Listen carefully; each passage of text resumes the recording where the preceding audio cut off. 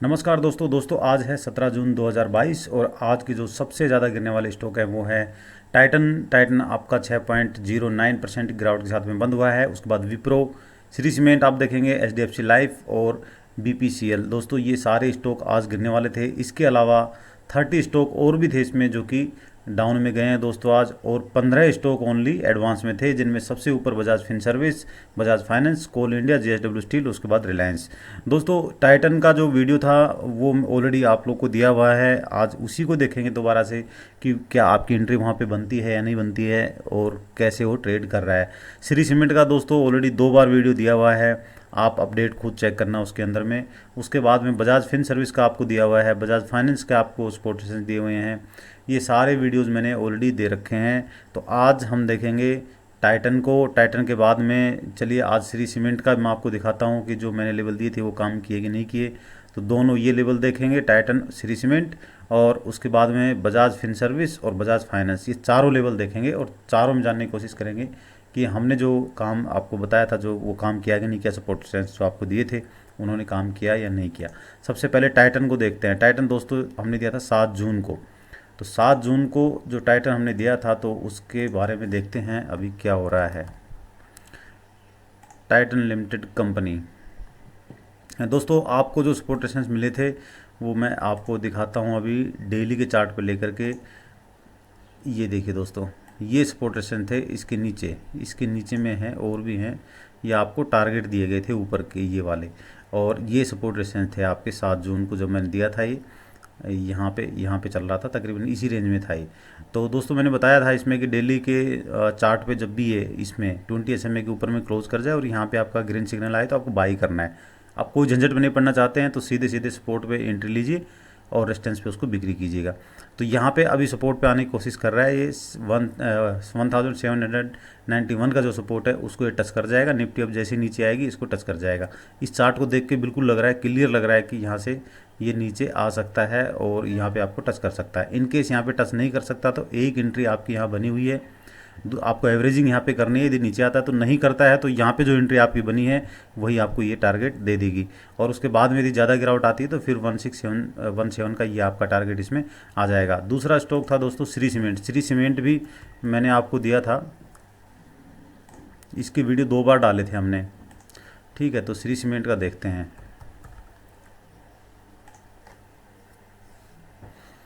Shri cement का आप देखेंगे दोस्तों, ये आपके लेवल यहाँ पे, सॉरी, ये आपका जो सपोर्ट थे यहाँ पे आपकी एंट्री बन गई है इनके ऊपर में।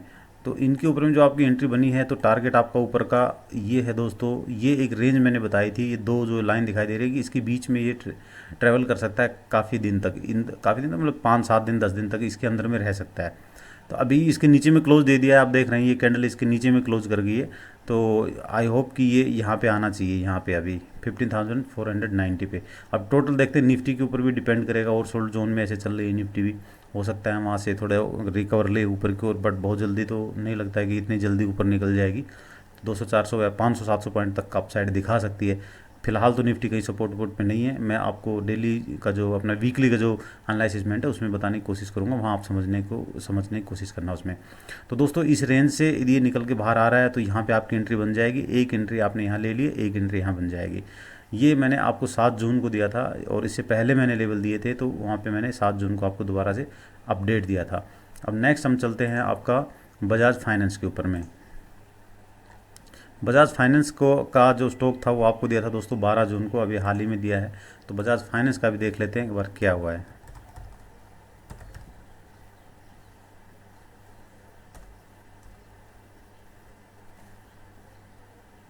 बजाज फाइनेंस में दोस्तों आपका ये यहाँ पे आपका सपोर्ट था, लेकिन आप देख रहे हैं 12 जून को जो लेवल दिए थे ये वाले यहाँ पे जो लेवल दिए थे दोस्तों, तो इधर में आपकी यदि एक एंट्री बनी है तो नीचे में आपका सेकंड एंट्री यहाँ पे बनेगी अभी, मतलब कि एवरेजिंग आपकी होगी इस लेवल पे। इस लेवल का वेट करना है। अब बीच में आप मत सोचना दोस्तों कि यहाँ पे आ गया है अभी ऊपर जाएगा, ऊपर निकल जाएगा, मैं कैसे करूँगा इसमें, या मैं तो रह जाऊँगा कि मेरा तो यहाँ पे एवरेजिंग नहीं हो पाएगा, ये नहीं सोचना है। बस अब आप आराम से इसका वेट कीजिए यहाँ पे आएगा। आपको पता है ओवरऑल मैं आपको बताऊँ तो मुझे लग रहा है यहाँ पे आना चाहिए ये। निफ्टी को आप देखें, बाकी स्टॉक्स को आप देखें तो सभी के सभी अपने सपोर्ट को तोड़ करके नीचे में बंद हुए हैं। तो ट्रैपिंग हो सकती है, मैं ये कह नहीं सकता, इतना तो ज़्यादा प्रेडिक्ट नहीं कर सकता, बट जो चार्ट बोल रहा है वो मैं बता रहा हूँ कि ये नीचे आना चाहिए दोस्तों। यहाँ पे ऊपर अपसाइड यदि आपको दिखाई देती है तो उसके लिए मैंने आपको बहुत ही सिंपल एक तरीका बता रखा है। ये देखिए, अपसाइड में एक कैंडल दोस्तों यहाँ पे ऊपर बंद किया है आज इसने, और यहाँ पे एक ग्रीन कॉलम भी आ रहा है।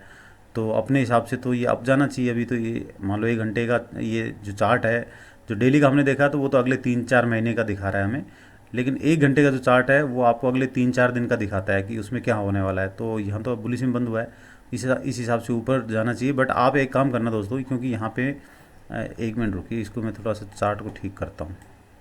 ये जो कैंडल बनी है दोस्तों ये वाली, और ये ऊपर रेजिस्टेंस है, और यहाँ से इन दोनों के ऊपर में क्लोज तो किया है और यहाँ अपना बाई भी आया है, लेकिन ये कैंडल पूरा पूरा सेल दिखा रही है। देखो ये यहाँ पे, यहाँ पूरा सेल था, नीचे में आई, इसका सपोर्ट लेके चल रहा है, ये इसका सपोर्ट लेके चल रहा है। ये यदि इसको क्रॉस कर जाए, इसको ये 5WM में यदि इसको क्रॉस कर जाए, बोलिंजर बैंड की मिडिल लाइन को क्रॉस कर जाए, और ये यहाँ पे ग्रीन रहना चाहिए, यहाँ पे जैसे ये ऐसे कर क्रॉस कर जाए, तो फिर इसको आप बाई कर लेना फिर, ठीक है। फिर आप 1 घंटे के चार्ट पे एंट्री ले लेना। और यहाँ पे जो एंट्री ली थी आपने, ये जो सपोर्ट था, मैं तो बताया था आपको भी सपोर्ट पे आप एंट्री ले लिया करो। यहाँ पे सपोर्ट पे यदि आपने एंट्री ली हुई है तो आप इसको होल्ड रखना और नीचे में एवरेज करना यदि आता है तो, क्योंकि ये जो है देखो यहाँ पे भी ऐसी हुआ था सेम, इस लाइन ने ऊपर क्रॉस किया, लेकिन यहाँ पे आपका बाई नहीं आया, यहाँ पे बाई नहीं आया, तो यहाँ पे लाइन, यहाँ पे आपका बाई नहीं आया, ग्रीन कॉलम नहीं आया, यहाँ पर तो आपका कंडीशन मीट कर गया है कि 5WM में 20 SMA को क्रॉस कर रही है ऊपर में, और ग्रीन कैंडल यहाँ बन गई, तो एंट्री तो यहाँ बनती है आपकी। लेकिन क्या है कि यहाँ पे आपका बाई का सिग्नल नहीं आया। अब एक छोटा सा यहाँ पे बाई का सिग्नल आ रहा है, ये देखिए यहाँ पे एक बाई का सिग्नल आ रहा है, और हमारी कंडीशन जो होती है बाई की वो मीट कर रही है यहाँ पे 5WM में और 20 SMA दोनों के ऊपर में कैंडल क्लोज कर रही है। तो हमें यहाँ बाई की ओर जाना चाहिए था, बट यहाँ ट्रैपिंग हुई है दोस्तों, ट्रैप होकर के आपको नीचे आकर के यहाँ से फिर से क्लोज कर दिया गया। यहाँ से आपका सेल बनता है, यहीं से सेल बनता है, और 5360 पे आप सेल करके, और आपका टारगेट आया पे 5237, तकरीबन 100 पॉइंट का तकरीबन आपको यहाँ पे टारगेट मिला है।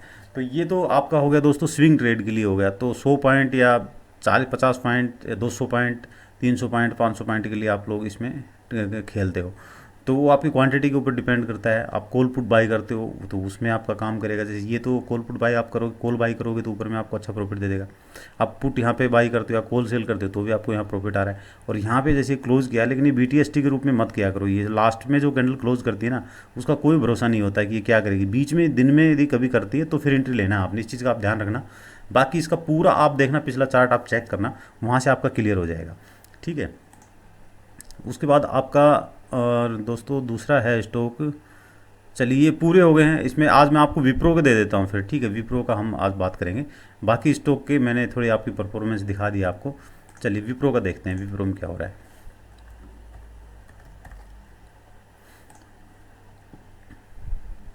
दोस्तों विप्रो को यदि मैं आवरली चार्ट पे आपको दिखाऊं तो यहाँ पे देखो आपको ट्रैपिंग हुई है, ये ऊपर में गया, यहाँ क्लोज किया, हमारी कंडीशंस मीट करके हमें बाई करना है। 5W में ऊपर क्लोज, इसको क्रॉस कर रहा है, 20 SMA को क्रॉस कर रहा है, कैंडल ऊपर में क्लोज दे रही है, तो हमारी आराम से यहाँ बाई बनती है। लेकिन अगले पल आपको यहाँ पे सेल दिखा दिया है। प्रॉब्लम ये आती है दोस्तों, जब मार्केट बंद होने वाली होती है और उस टाइम पे यदि हम बाई करते हैं तो अगले दिन क्या होगा, गैप अप गैप डाउन में प्रॉब्लम आ जाती है। तो उस चीज़ को आप थोड़ा सा ध्यान रखना है, वो आपको जब धीरे धीरे आप प्रैक्टिस करेंगे तो आपको पता लग जाएगा। अब जैसे यहाँ पे डाउन आई, हमें यहाँ पे सेल करना होता है, 45460 पे हमें सेल करना होगा, और यहाँ पूरा ही सेल में चल रहा है। इसको हम राइड करते हैं तो ये 406 पे आ गए। ऐसे में यदि हम पुट बाई करते हैं तो बहुत ही अच्छा आपको प्रॉफिट यहाँ पे हो सकता है। लेकिन एक पुट बाई करते हैं तो एक दूसरी पुट आप सेल कर दिया करो। मान लो यहाँ पे 450 की पुट बाई आप कर रहे हैं, तो 480 की या 470 की या 460 की अपनी आप कैपिटल और सेफ्टी के हिसाब से उसको सेल कर दिया करो, ताकि आपको क्या है प्रॉफिट तो कम होगा लेकिन आपको लॉस नहीं लगेगा बहुत ज़्यादा। जहाँ आपको 10,000 का लॉस होना था एक लोट में, वहाँ आपको मात्र यहाँ पे 3,000 या 2,000 के लोट में आप बच जाएंगे। तो वो रहता है, और फ़ायदा भी उसमें इतना ही होता है, फिर 1,000 2,000 3,000 का ही आपको फ़ायदा होता है। तो डेली आप ऐसा करके यदि निकाल लेते हैं, ऐसे स्टॉक पकड़ते हैं तो आपके लिए बहुत अच्छा हो सकता है। फिलहाल इसको मैं डेली के चार्ट पर लेके चलता हूँ। अभी आपने दोस्तों एक चीज़ नोटिस किया होगा कि पिछले तकरीबन 15 दिन से तकरीबन 15 दिन से मैं एक ही फॉर्मेट में आप लोगों को सब चीज़ें बता रहे हूँ। आप एक्सपर्ट हो जाइए दोस्तों इसमें, फिर देखना आपको मज़ा आएगा काम करने में, नई नई चीज़ें ला करके, क्योंकि इंडिकेटर्स जितने वो सारे एक ही जैसे ही काम करते हैं सभी, बस उनके ऊपर प्रैक्टिस करनी होती है, आपको थोड़ा सा नॉलेज होना पड़ता है उनके बारे में, बाकी और कुछ नहीं है। मैं यही चीज़ें मैं सिखाने के आपसे लाखों रुपए ले सकता हूँ। तो और लोग करते भी यही हैं, क्योंकि वो सिखाने वाला क्या सिखा रहा है वो आपको पता ही नहीं है पहले। जो आप जाके देखेंगे कि तो वो तो RSI हिस्टो अलर्ट के बारे में बता रहा है, फिर बोलोगे सर ये तो हमने निफ्टी बैंक निफ्टी परिवार को ऑलरेडी सीखा हुआ है। तो अब बात प्रॉब्लम यहाँ आती है कि आपने सीखा तो हुआ है, देखा हुआ है, जो चीज़ बता रहा हूँ वो काम भी कर रही है, लेकिन आप उस पर प्रैक्टिस नहीं कर रहे हो। सबसे बड़ी समस्या ये है। कोई भी आपको सिखाएगा वो बोलेगा प्रैक्टिस करो, तो प्रैक्टिस करो मतलब कि प्रैक्टिस करनी है दोस्तों आपने, वो करो मतलब करनी है। 1 लाख रुपए जो ले रहा है आपसे फीस, या 50,000 रुपये ले रहा है, वो इसी चीज़ के ले रहा है, सिर्फ आपको प्रैक्टिस कराने के लिए, फोर्स करने के लिए ही आपको, क्योंकि वहाँ पैसे दे देंगे, 50,000 रुपये दे देंगे, 20,000 रुपये दे देंगे किसी को। तो आपने 20,000 रुपये जब किसी को दे दिए हैं तो फिर आपको वो प्रैक्टिस के लिए बोलेगा और आपको प्रैक्टिस करनी पड़ेगी, क्योंकि आप फिर आपको लगेगा यार मैंने पैसे दिए हैं तो मुझे जो ये बता रहे हैं मुझे वो करना चाहिए। अब मैं फ्री में बता रहा हूँ सब कुछ, तो आपको लग रहा होगा कि नहीं ये तो कुछ नहीं है, इतना काम नहीं करता है, तो ऐसे ही है। ऐसे नहीं है दोस्तों, इसको आप यूज करना और इसको पेपर ट्रेडिंग कर लेना आप, बट इसमें लगना पड़ेगा बहुत बहुत, मतलब एक तरह से पागल होकर के इसमें लगना पड़ेगा, तब जा करके चार्ट रेटिंग में आप एक्सपर्ट हो पाओगे। और जितना प्रैक्टिस करोगे आप एक दिन बहुत आगे निकल जाओगे और अच्छे खासे पैसे आप बनाने लगोगे। पहला सपोर्ट दोस्तों इसका यह है 405 का। अगला मैं आपको सपोर्ट दिखाऊं तो बहुत दूर निकल के आ रहा है, वो है आपका दूसरा सपोर्ट दोस्तों, ये है नज़दीक ही, ये भी ज़्यादा दूर नहीं है, यही है दोस्तों दूसरा सपोर्ट इसका ये है, ठीक है 297 का, सॉरी 300 पॉइंट नीचे आ गया, काफ़ी दूरी हो गया, ठीक है 100 पॉइंट नीचे है। छोटा स्टॉक है, क्योंकि आजकल बड़े बड़े स्टॉक से हम ज़्यादा वीडियो बना रहे हैं, इसलिए 100-200 पॉइंट कुछ लगते ही नहीं है, ये तो बहुत छोटा स्टॉक है, 100 पॉइंट तो बहुत ज़्यादा हो गया।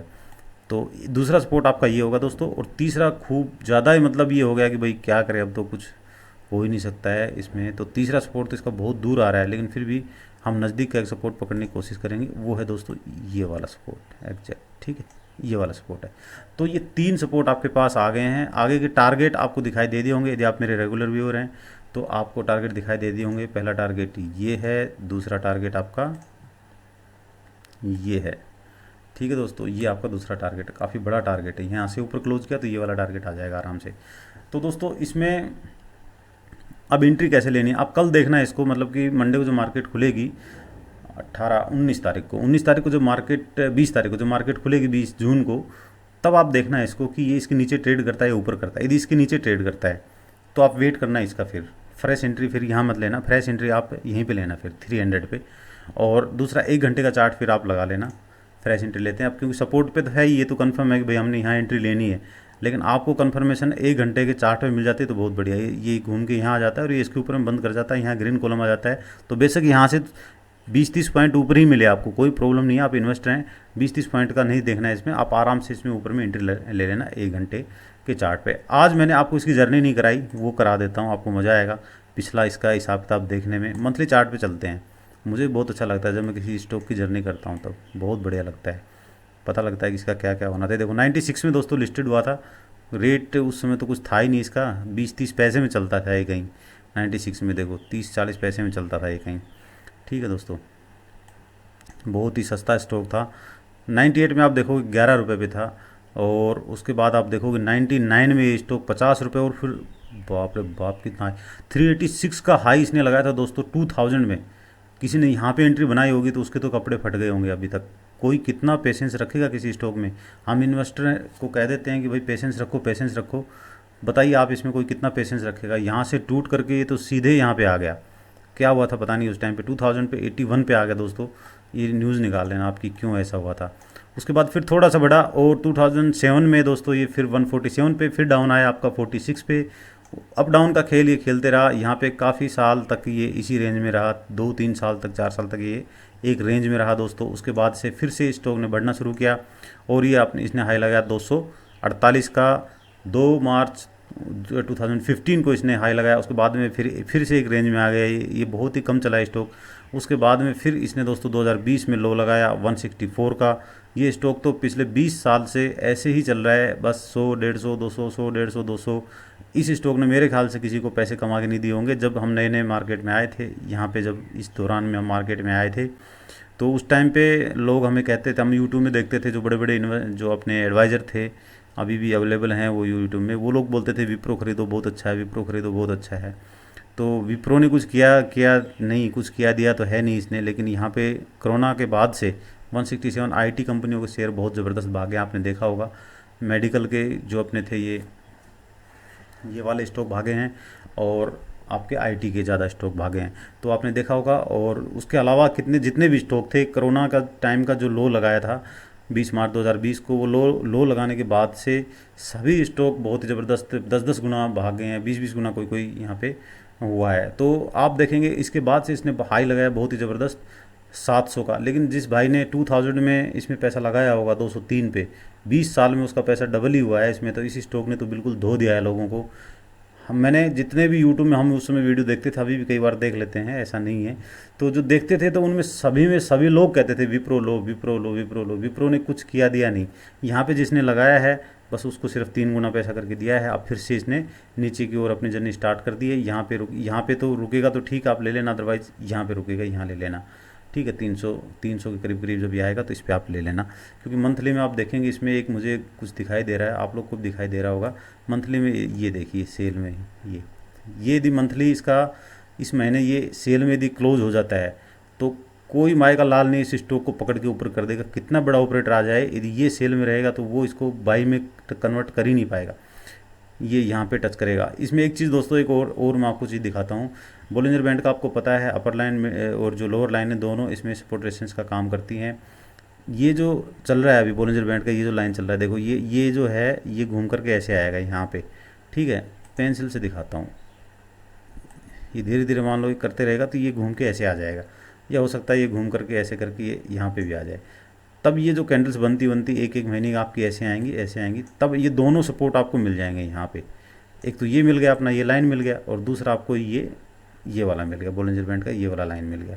ये दोनों लाइन यहाँ पे दोनों सपोर्ट मिल जाएंगे तो अच्छा आपको सपोर्ट मिलेगा यहाँ पे, और इस पे आप मत चूकना, और इसमें एंट्री आप ले लेना दोस्तों, ठीक है। जिन्होंने हाई पे एंट्री बनाई है वो लोग क्या करेंगे, जिन्होंने हाई पे एंट्री बनाई है दोस्तों, वो भी अपनी एवरेजिंग इसको देख के करना है। ये सपोर्ट को आप डेली के चार्ट पे फिर देख लेना, या आवरली पे देखने कोई फ़ायदा नहीं होगा, डेली पे देखना। आप डेली पे जब ये बाई आ जाए इसमें और यहाँ पे सपोर्ट ले ले, जब आपकी मार्केट खुलेगी 20 तारीख को, 20 जून को, तो उसके बाद फिर आप देखना इसको कि क्या इसमें लग रहा है। चार्ट को थोड़ा देखना, आपको पता लग जाएगा।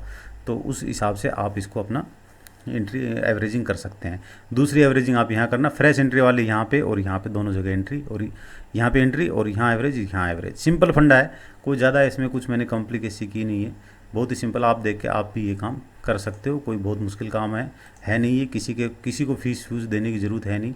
फालतू में पैसा दे करके किसी को क्यों पैसा लगाना है, दूसरे को पैसा दें, इससे बढ़िया खुद ट्रेड कीजिए, खुद सीखिए और खुद से अपना काम करने की कोशिश कीजिए दोस्तों। आपने कोई और स्टॉक ले रखा है, कहीं कोई कॉल पुट में फंसा हुआ है, तो ऑप्शन में कोई फंसा हुआ है, फ्यूचर में कहीं फंसा हुआ है, तो वो भी कमेंट सेक्शन में लिखना और बताना। मैं आपको हो सकता है मेरी तरफ से उतनी मैं हेल्प करने की कोशिश करूँगा। आज के लिए इतना ही दोस्तों, थैंक यू।